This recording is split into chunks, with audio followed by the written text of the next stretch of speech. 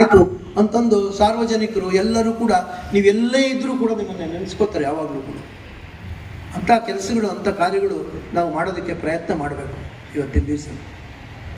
ಇನ್ನು ಇದಕ್ಕೆ ಬಂದಂಥ ಸಂದರ್ಭದಲ್ಲಿ ಈ ಲೋಕಾಯುಕ್ತ ಸಂಸ್ಥೆಗೆ ಅರ್ಜಿಗಳು ಕೊಡ್ತಕ್ಕಂಥ ವಿಚಾರದಲ್ಲಿ ಒಂದೆರಡು ಮಾತು ನಾನು ಸಾರ್ವಜನಿಕರಿಗೂ ಕೂಡ ಹೇಳೋದಕ್ಕೆ ಇಷ್ಟಪಡ್ತೇನೆ. ಜನ ಅಂದ್ಕೊಂಡಿದ್ದಾರೆ ಲೋಕಾಯುಕ್ತ ಸಂಸ್ಥೆ ಅಂತಂದರೆ ಏನು ಬೇಕಾದ್ರೂ ಮಾಡ್ಬೋದು, ಎಲ್ಲ ಇದು ಪವರ್ಸು ಇದೆ, ಏನು ಬೇಕಾದ್ರೂ ಮಾಡ್ಬೋದು, ಏನು ಬೇಕಾದ್ರೂ ರಕ್ಷಣೆ ಕೊಡ್ಬೋದು ಅಂತಂದು, ಎಲ್ಲ ಥರದ ಅರ್ಜಿಗಳನ್ನು ಕೊಡ್ಬೋದು. ಅದು ಸ್ವಲ್ಪ ಜನಗಳು ಕೂಡ ಅರ್ಥ ಮಾಡ್ಕೊಳ್ಬೇಕಾದಂಥ ಅವಶ್ಯಕತೆ ಇದೆ. ಲೋಕಾಯುಕ್ತ ಕಾಯ್ದೆಯನ್ನು ಮಾಡಿದ್ದಾರೆ. ಕಾಯ್ದೆಯಲ್ಲಿ ಯಾವ ರೀತಿ ಅರ್ಜಿಗಳನ್ನು ಕೊಡಬಹುದು, ಯಾರ್ಯಾರ ಮೇಲೆ ಕೊಡಬಹುದು, ಯಾವ ಸಂದರ್ಭದಲ್ಲಿ ಕೊಡ್ಬೋದು ಅಂತಕ್ಕಂಥದ್ದನ್ನು ಲೋಕಾಯುಕ್ತ ಕಾಯ್ದೆಯಲ್ಲೇನೆ ಹೇಳಿದೆ. ನಾನು ಉಪಲೋಕಾಯುಕ್ತನಾಗಿ ಬಂದ ನಂತರ ಈ ಕಾಯ್ದೆಯಲ್ಲಿ ಇರ್ತಕ್ಕಂಥ ವಿಚಾರಗಳು ಇಂಗ್ಲೀಷ್ನಲ್ಲಿರುತ್ತೆ, ಕೆಲವರು ಓದಕ್ಕೆ ಬರಲ್ಲ, ಕೆಲವರು ತಿಳ್ಕೊಳಕ್ಕಾಗಲ್ಲ ಅನ್ನೋ ಕಾರಣಕ್ಕೋಸ್ಕರವಾಗಿ ಅದರಲ್ಲಿರ್ತಕ್ಕಂಥ ಎಲ್ಲ ವಿಚಾರಗಳನ್ನು ಸಾರ್ವಜನಿಕರಿಗೆ ಅರ್ಥ ಆಗುವ ರೀತಿಯಲ್ಲಿ ಒಂದು ಸಮಗ್ರವಾಗಿ ಕನ್ನಡದಲ್ಲಿ ಒಂದು ಕೈಪಿಡಿಯನ್ನು ಮಾಡಿ ಇದನ್ನು ನಾವು ಹೊರತಂದಿದ್ದೇವೆ ನಾನು ಬಂದ ನಂತರ. ಇದರಲ್ಲಿ ಎಲ್ಲ ಸಂಪೂರ್ಣವಾದ ಮಾಹಿತಿ ಸಾರ್ವಜನಿಕರಿಗೆ ಸಂಪೂರ್ಣವಾದ ಮಾಹಿತಿ ಇದರಲ್ಲಿ ಸಿಕ್ಕುತ್ತೆ. ಎಂತೆಂಥ ಅರ್ಜಿಗಳನ್ನು ಸಲ್ಲಿಸ್ಬೋದು, ಎಲ್ಲ ಅರ್ಜಿಗಳನ್ನು ಕೊಡೋದಕ್ಕೆ ಸಾಧ್ಯತೆ ಇಲ್ಲ. ಯಾಕೆಂದರೆ ನಮ್ಮ ಲೋಕಾಯುಕ್ತ ಸಂಸ್ಥೆ ಥರನೇ ಬೇರೆ ಬೇರೆ ಬೇಕಾದಷ್ಟು ಸಂಸ್ಥೆಗಳು ಕೂಡ ಇರ್ತದೆ. ಆ ಸಂಸ್ಥೆಗಳಿಗೆ ಕೊಡಬೇಕಾದಂಥ ಅರ್ಜಿಯನ್ನು ನಮಗೆ ಕೊಟ್ಟರೆ ನಾವು ಅದನ್ನು ತೀರ್ಮಾನ ಮಾಡೋದಕ್ಕೆ ಸಾಧ್ಯತೆ ಇರೋದಿಲ್ಲ. ಉದಾಹರಣೆಗೆ ಹೇಳೋದಾದರೆ, ಈ ಗಂಡ ಹೆಂಡತಿ ಜಗಳ ಆಡ್ಕೋತಾರೆ. ಗಂಡ ಹೆಂಡತಿ ಜಗಳ ಆಡಿ ಹೆಂಡತಿ ತವ್ರ ಮನೆಗೆ ಹೊಟ್ಟೋಗ್ತಾಳೆ, ಹೋಗಲ್ಲೊಂದು ಕೇಸ್ ಹಾಕ್ತಾಳೆ ಗಂಡನ ಮೇಲೆ. ಗಂಡ ಓಡ್ಬಂದು ನಮಗೆ ಅರ್ಜಿ ಕೊಡ್ತಾಳೆ, ಸ್ವಾಮಿ ನಮ್ಗೊಂದು ಡೈವೋರ್ಸ್ ಕೊಡಿಸಿ. ಹೆಂಡತಿ ಬಂದು ಅರ್ಜಿ ಕೊಡ್ತಾಳೆ, ಸ್ವಾಮಿ ನಮ್ಗೊಂದು ಮೇಂಟೆನೆನ್ಸ್ ಕೊಡಿಸಿ. ಗಂಡ ಮೇಂಟೆನೆನ್ಸ್ ಕೊಡ್ತಾ ಇಲ್ಲ ಅಂತ ಬಂದ್ರೆ ಜಗಳ ಆಡ್ಕೊತಾರೆ. ನಮ್ಮ ಕೈನಲ್ಲಿದೆ, ನಾವು ಅವನಿಗೆ ಸರಿಯಾದ ರೀತಿಯಲ್ಲಿ ಅವನನ್ನು ಗೌರವಯುತವಾಗಿ ನೋಡಿಕೊಂಡ್ರೆ, ಅವನ ಹಕ್ಕುಬಾಧ್ಯತೆಗಳನ್ನು ಸಂರಕ್ಷಣೆ ಮಾಡಿಕೊಂಡ್ರೆ, ಕೊಡೋದನ್ನು ಸಮಯಕ್ಕೆ ಸರಿಯಾಗಿ ಕೊಟ್ಟು ವರ್ಷಾನುಗಟ್ಟಲೆ ಆದ್ರೂ ಅರ್ಜಿ ತೀರ್ಮಾನ ಮಾಡ್ತೀರಾ, ವಿಡೋ ಪೆನ್ಷನ್ ಕೊಡದೇ ಇದ್ದರೆ ವರ್ಷ ಆದಮೇಲೆ ಕೊಡ್ತೀರಾ. ಅಷ್ಟೊತ್ತು ಏನಾಗಿರುತ್ತೆ, ಬಹುಶಃ ಹೇಗೋ ಜೀವನ ಮಾಡಬೇಕಲ್ಲ, ಅವರು ಮಕ್ಕಳನ್ನ ಸಾಕಬೇಕು, ಆಕೆನೂ ಜೀವನ ಮಾಡಬೇಕು, ಏನು ಬೇಕಾದ್ರೂ ಆಗ್ಬೋದು. ಆಕೆ ಆತ್ಮಹತ್ಯೆ ಬೇಕಾದ್ರೂ ಮಾಡ್ಕೊಂಡು ನನಗೆ ಯಾಕೆ ಜವಾಬ್ದಾರಿ ಅಂತ ಜೀವನ ತೊರಿಬೋದು. ಮಕ್ಕಳಿಗೂ ವಿಷ ಕೊಟ್ಟು ತಾನೂ ವಿಷ ತಿಂದು ಸಾಯ್ಬೋದು. ಅಥವಾ ಏನಾದ್ರು ಆಗಲಿ ಮಕ್ಕಳನ್ನ ಸಾಕಬೇಕು ಅನ್ನೋದಕ್ಕೋಸ್ಕರವಾಗಿ ವ್ಯಭಿಚಾರ ಮಾಡೋದಕ್ಕೂ ಇಳಿಬೋದು. ಆಕೆ ಹೆಂಗಸು ತನ್ನನ್ನು ತಾನು ಮಾರ್ಕೊಡೋದಕ್ಕೂ ಸಿದ್ಧರಾಗ್ಬೋದು. ಕೂಲಿ ಕೆಲಸ ಮಾಡಿ ಅರ್ಧ ಹೊಟ್ಟೆ ಮಕ್ಕಳಿಗೆ ಹಾಕಿ ಜೀವನ ಮಾಡ್ತಿರ್ಬೋದು. ಮನೆ ಕಟ್ಕೊಳ್ಳೋಕೆ ಜಾಗ ಇಲ್ಲ, ಗುಡಿಸಲಿನಲ್ಲಿ ವಾಸ ಮಾಡ್ತಿರ್ಬೋದು. ಮಳೆ ಗಾಳಿ ಏನೇ ಬಂದ್ರೂ ಸಹಿಸ್ಕೊಂಡು ಕೆಲಸ ಮಾಡ್ತಿರ್ಬೋದು. ಇದು ಆಕೆಗೆ ಕೊಟ್ಟಂಥ ಉತ್ತಮವಾದ ಜೀವನನ? ಭಾರತ ಸಂವಿಧಾನ ಹೇಳಿರ್ತಕ್ಕಂಥದ್ದು ಗೌರವಯುತವಾದ ಜೀವನನ? ಸುಪ್ರೀಂ ಕೋರ್ಟ್ ಹೇಳಿರ್ತಕ್ಕಂಥದ್ದು ಗೌರವಯುತವಾದಂಥ ಒಂದು ಜೀವನ? ಇದೊಂದು ಸಣ್ಣ ಉದಾಹರಣೆ ನಾನು ಹೇಳಿದ್ದಷ್ಟೇ. ಬೇಕಾದಷ್ಟು ಸವಲತ್ತುಗಳು ರೈತನಿಗೆ ಇವತ್ತಿನ ದಿವಸ ಮಳೆ ಬಂತು, ಬೆಳೆ ಬೆಳಿಬೇಕು, ಬೀಜ ಕೊಡಬೇಕು, ಸವಲತ್ತುಗಳು ದೊರಕಿಲ್ಲ. ಅಂಥವರ ಮೇಲೆ ಇವತ್ತಿನ ದಿವಸ ಅವರು ತನ್ನ ಹಕ್ಕನ್ನು ಚಲಾಯಿಸಬೇಕಾಗಿದೆ. ಕಾನೂನಿನ ಪ್ರಕಾರವಾಗಿ ನ್ಯಾಯಾಲಯಗಳಲ್ಲಿ ಸಲ್ಲಿಸಬೇಕಾಗಿದೆ. ಬೇಕಾದಷ್ಟು ಸಂಸ್ಥೆಗಳ ಮುಖಾಂತರವಾಗಿ ಅವರಿಗೆ ಸವಲತ್ತುಗಳನ್ನು ಕೊಡಿಸೋದಕ್ಕೆ ಪ್ರಯತ್ನ ಮಾಡ್ತಿರೋದ್ರಿಂದ ಆಯಾ ಸಂಸ್ಥೆಗಳಿಗೆ ದೂರು ಕೊಡ್ತಕ್ಕಂಥ ಒಂದು ಸನ್ನಿವೇಶ ಇವತ್ತಿನ ದಿವಸ ಉದ್ಭವ ಆಗಿದೆ. ನೋಡಿ, ಕಾರ್ಯಾಂಗದಲ್ಲಿ ಸರಿಯಾದ ರೀತಿಯಲ್ಲಿ ಕೆಲಸ ಮಾಡಬೇಕಾದಂಥ ಅಧಿಕಾರಿಗಳು ಸಮಯೋಚಿತವಾಗಿ ಕೆಲಸ ಮಾಡದೇ ಇರತಕ್ಕಂಥ ಸಂದರ್ಭದಲ್ಲಿ ಅವರಲ್ಲಿ ಒಂದು ಕರ್ತವ್ಯ ಲೋಪ ಉಂಟಾಗುತ್ತೆ, ಕರ್ತವ್ಯ ಭ್ರಷ್ಟತನ ಉಂಟಾಗುತ್ತೆ. ಸೊ ಅದಕ್ಕೋಸ್ಕರವಾಗಿ ಇದನ್ನು ಕಂಡು ಸರ್ಕಾರದಿಂದ ಇದನ್ನು ಕಂಟ್ರೋಲ್ ಮಾಡೋದಕ್ಕೆ ಸಾಧ್ಯತೆ ಆಗ್ತಾ ಇಲ್ಲ ಸಂಪೂರ್ಣವಾಗಿ. ಇದಕ್ಕೆ ಬೇರೆಯದಾದಂಥ ಸಂಸ್ಥೆಗಳು ಬೇಕು. ಅದಕ್ಕೋಸ್ಕರವಾಗಿ ಕೆಲವೊಂದು ಸಂಸ್ಥೆಗಳನ್ನು ಸ್ಥಾಪನೆ ಮಾಡಬೇಕಾದಂಥ ಅವಶ್ಯಕತೆ ಬಂತು. ನ್ಯಾಯಾಂಗದ ಒಂದು ವ್ಯವಸ್ಥೆ ಇದೆ. ಎಷ್ಟು ಜನ ನ್ಯಾಯಾಲಯಕ್ಕೆ ಓಡೋದಕ್ಕೆ ಸಾಧ್ಯ? ಎಷ್ಟು ಪ್ರಕರಣಗಳನ್ನು ನ್ಯಾಯಾಲಯದಲ್ಲಿ ಶೀಘ್ರವಾಗಿ ತೀರ್ಮಾನ ಮಾಡಿ ರಕ್ಷಣೆಯನ್ನು ಕೊಡೋದಕ್ಕೆ ಸಾಧ್ಯತೆ ಇದೆ ಇವತ್ತಿನ ದಿವಸ? ಶೀಘ್ರವಾಗಿ ನ್ಯಾಯದಾನ ವ್ಯವಸ್ಥೆ ಎಲ್ಲಿ ಆಗ್ತಾ ಇದೆ ಇವತ್ತಿನ ದಿವಸ?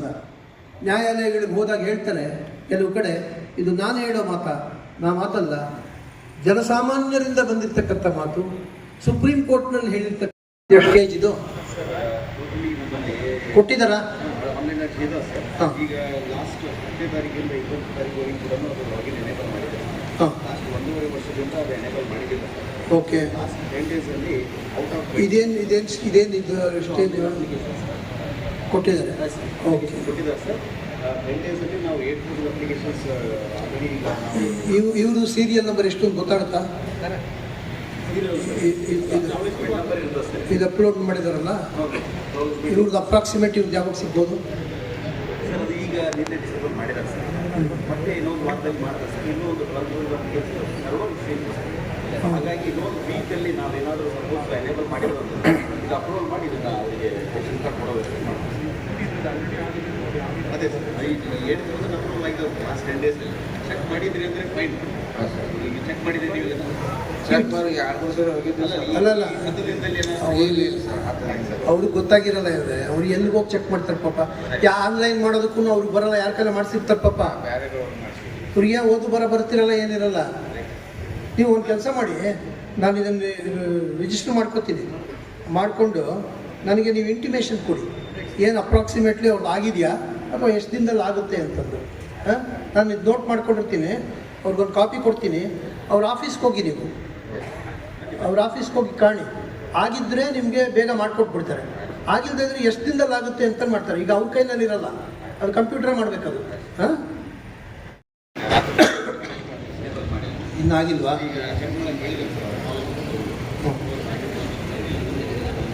ಮಾಡಿಸ್ಕೊಂಡು ಬರೇ ಮಾರಿದ್ರಿ ಮತ್ತೊಬ್ಬರಿಗೆ. ಗೌಂಟನ್ ಜಾಗ ಕೊಟ್ಟಿದ್ರಿ, ನನಗೆ ಹೊಲ ಮನಿ ಏನಿಲ್ಲ ಅಂತ ನೋಡುದಿಲ್ಲ, ಏನೂ ಇಲ್ಲ, ತಿಳ್ಕೊತಿದ್ದೀನಿ ನಾನು.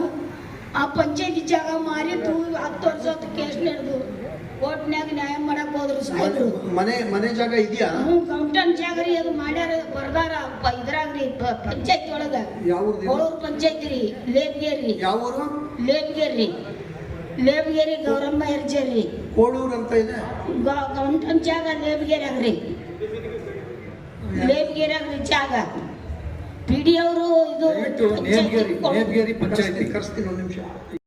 ಮಾಡುತ್ತಾ ವಿವಿಧ ಕಾರ್ಯಕ್ರಮಗಳಲ್ಲಿ ಪಾಲ್ಗೊಳ್ಳುತ್ತಾ ಇರುವ ಗೌರವಾನ್ವಿತ ನ್ಯಾಯಮೂರ್ತಿಗಳಾದ ಶ್ರೀಯುತ ಶ್ರೀ KN ಫಣೀಂದ್ರ ಅವರಿಗೆ, ಗೌರವಾನ್ವಿತ ಉಪಲೋಕಾಯುಕ್ತರು, ಕರ್ನಾಟಕ ಲೋಕಾಯುಕ್ತ, ಹಾಗೂ ಈ ಒಂದು ವೇದಿಕೆಯಲ್ಲಿ ನನ್ನೊಂದಿಗೆ ಉಪಸ್ಥಿತಿರುವ ಜಿಲ್ಲಾ ಪಂಚಾಯತಿನ ಮುಖ್ಯ ಕಾರ್ಯನಿರ್ವಾಹಕಾಧಿಕಾರಿಗಳಾದ ರಿಷಿಯಾನಂದ್ ಅವರಿಗೆ, ಜಿಲ್ಲಾ ಪೊಲೀಸ್ ವರಿಷ್ಠಾಧಿಕಾರಿಗಳಾದ ಸೋನಾವಣೆ ರಿಷಿಗೇಶ್ ಅವರಿಗೆ, ಹಾಗೂ ಲೋಕಾಯುಕ್ತ ಸಂಸ್ಥೆಯ ಉಪ ನಿಬಂಧಕರಾದ ಶ್ರೀ ಪ್ರಕಾಶ್ ನಾಡಗೀರ್ ಅವರಿಗೆ, ಸಹಾಯಕ ನಿಬಂಧಕರಾದ ಶ್ರೀ ಸುಬ್ಬವೀರ್ ಅವರಿಗೆ, ಹಾಗೂ ಉಪ ಲೋಕಾಯುಕ್ತರ ಆಪ್ತ ಕಾರ್ಯದರ್ಶಿಗಳಾದ ಶ್ರೀ ಕಿರಣ್ ಪಾಟೀಲ್ ಅವರಿಗೆ, ಲೋಕಾಯುಕ್ತ ಪೊಲೀಸ್ ಅಧೀಕ್ಷಕರಾದ ಮಲ್ಲೇಶ್ ಅವರಿಗೆ, ಎಲ್ಲ ಇಲಾಖೆಯ ಅಧಿಕಾರಿಗಳಿಗೆ, ಸಿಬ್ಬಂದಿಗಳಿಗೆ ಮತ್ತು ಈ ಒಂದು ಕಾರ್ಯಕ್ರಮದಲ್ಲಿ ಪಾಲ್ಗೊಂಡಿರುವ ಎಲ್ಲ ಸಾರ್ವಜನಿಕರಿಗೆ, ಮಾಧ್ಯಮ ಮಿತ್ರರಿಗೆ ನನ್ನ ನಮಸ್ಕಾರಗಳು. ನಮ್ಮ ಎಲ್ಲರಿಗೂ ಗೊತ್ತಿರುವಾಗಲೇ ಲೋಕಾಯುಕ್ತ ಸಂಸ್ಥೆ ಬಹಳಷ್ಟು ಒಳ್ಳೆಯ ಕೆಲಸಗಳನ್ನು, ಕಾರ್ಯಗಳನ್ನು, ಈ ಒಂದು ರಾಜ್ಯವನ್ನು ಅಭಿವೃದ್ಧಿ ಮಾಡುವ ವಿಚಾರಗಳನ್ನು ಕೈಗೊಳ್ಳುತ್ತದೆ. ಕೇಂದ್ರದಲ್ಲಿ ಲೋಕಪಾಲ್ ಮತ್ತು ರಾಜ್ಯಗಳಲ್ಲಿ ಲೋಕ ಆಯುಕ್ತ ಸಂಸ್ಥೆಗಳನ್ನು ಸ್ಥಾಪಿಸಲು ಬಹಳಷ್ಟು ಕಾಲ ಆದರೂ ಕೂಡ ಈಗ ಹಲವಾರು ರಾಜ್ಯಗಳಲ್ಲಿ ಈ ಲೋಕ ಆಯುಕ್ತ ಸಂಸ್ಥೆಯಿಂದ ಬಹಳಷ್ಟು ಒಳ್ಳೆಯ ಬೆಳವಣಿಗೆಗಳು ಆಗ್ತಾ ಇದೆ.